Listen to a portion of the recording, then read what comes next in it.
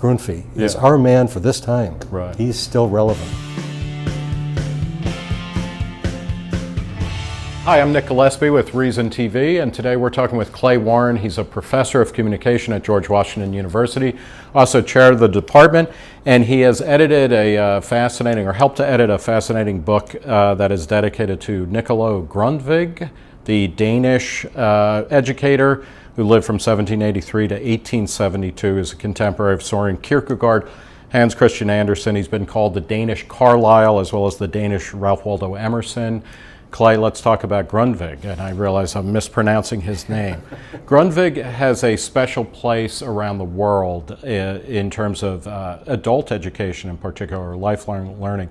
What's the essence of Grundtvig's educational philosophy? People learn by talking with each other, by learning that their voice counts, that they should speak out, have an opinion, and be able to say it coherently with others in a community.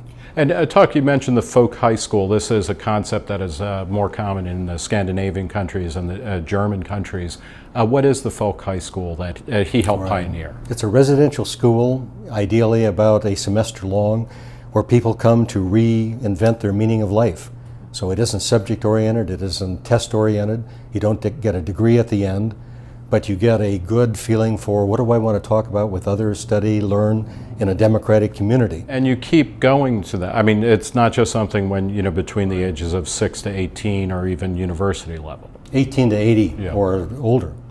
So throughout your life, you might, take another time in the folk high school. And talk a little bit about just how radical or outside of the box this was, because this is a guy, again, a contemporary of Kierkegaard and of Hans Christian Andersen. He's in 19th century Europe. How beyond what was considered normal was he? Completely outside the box. He was a philosopher, a religious priest, in a wider sense than what was generally thought of as the Lutheran minister of the time. Because he thought, he actually had his own church in Copenhagen, where people participated in the service. They sang their own hymns, many of which he wrote himself. He was also a poet. He believed that every Dane needed to have education. And if you think about what was going on in 1800 Europe in general, many people didn't have any education past, a little bit. The professionals went on to higher Latinized learning, became professors, but most people dropped out, didn't have education. So, there's this incredible small d democratic spirit in this, of that every individual has an individual voice and an individual set of ideas and urges or interests that they should develop fully and then be able to communicate. Yes, and that was completely radical for that time. It's actually still kind of radical. It is. So talk a little bit about his influence in American education, because as you were saying, he hasn't really been translated that much, but he has had a powerful impact on our concept of education, especially continuing education. Most people, when they go back in adult education in America, point to a fellow named Edward Lindemann. He wrote a small but important book called The Meaning of Adult Education.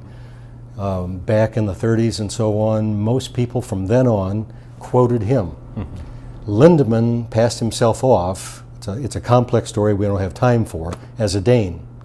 But he was really German, didn't want to be. So people talked about the homeland of his parents as though it was Denmark, and it wasn't. He couldn't speak Danish, he couldn't read Danish, but he went back to look at the folk high school action. He loved Grundtvig. He heard a lot of the talk. He got the philosophy orally in hand, the living word again, as Grundtvig is the way of being in the world, brought it back to the United States, put it in his book.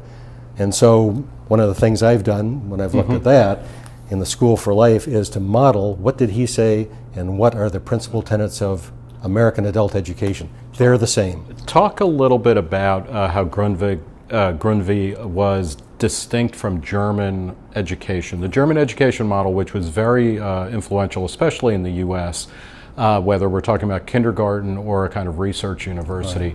Right. What did Grundtvig think of German education, and how does that play out today? Well, he thought it was okay if you're going to be a professor, but most people wouldn't be that. So he thought it was a little stuffy, too formal. It was based on dead languages, Greek and Latin. Why do that if you're a normal person? And at that time, most were farmers. Yeah. That didn't mean they shouldn't have education. He was always worried, it wasn't just World War I and World War II where Germany tried to take over countries. Germany for years tried to take over Denmark.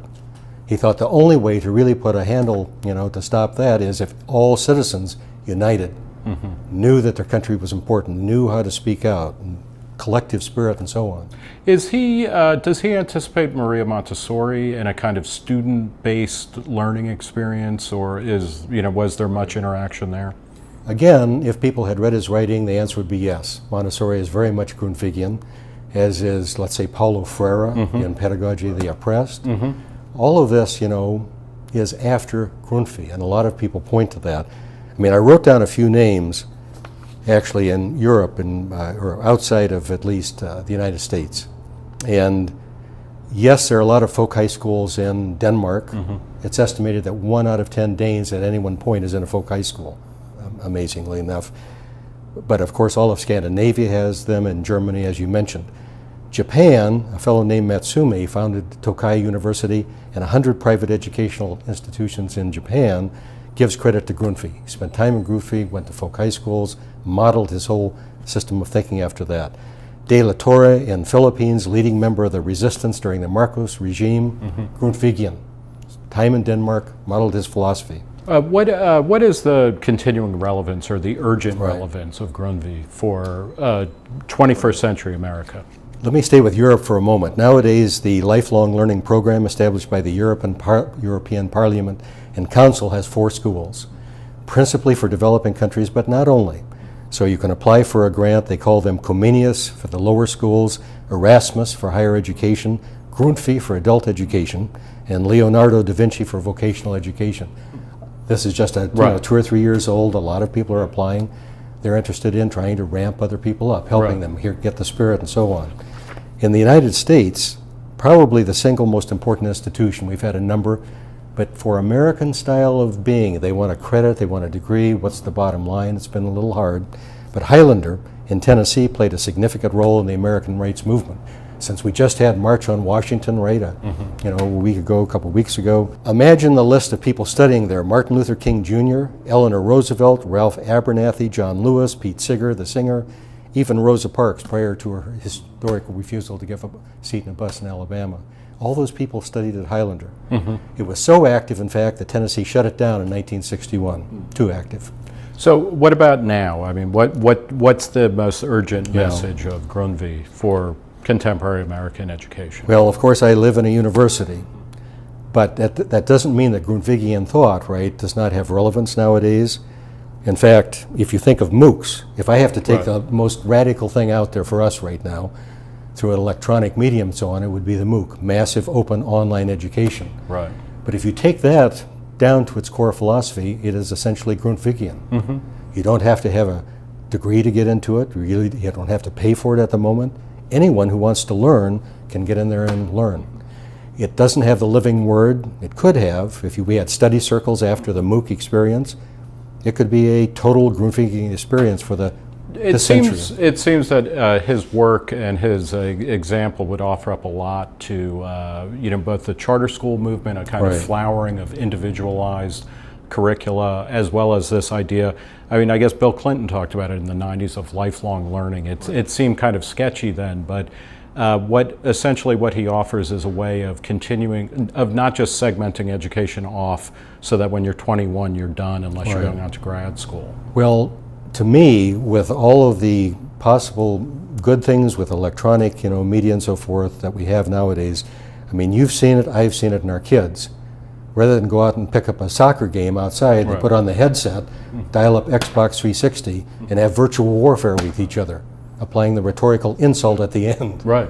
So that's Grundtvigian as well. That is in a way Grundtvigian, but let's get them outside in action with each other, right? And get to that model, that would be even better. Yeah.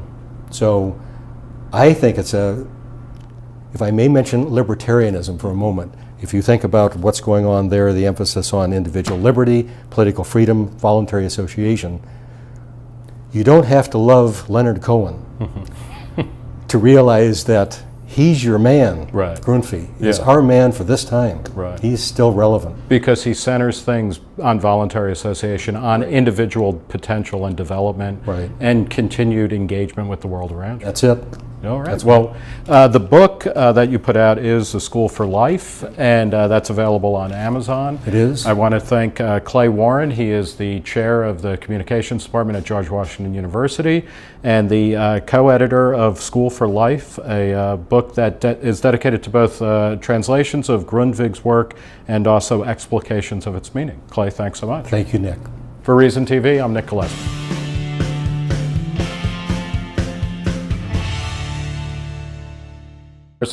Also chair of the department, and he has edited a fascinating, or helped to edit a fascinating book that is dedicated to Nikolaj Grundtvig, the Danish educator who lived from 1783 to 1872. Is a contemporary of Søren Kierkegaard, Hans Christian Andersen. He's been called the Danish Carlyle as well as the Danish Ralph Waldo Emerson.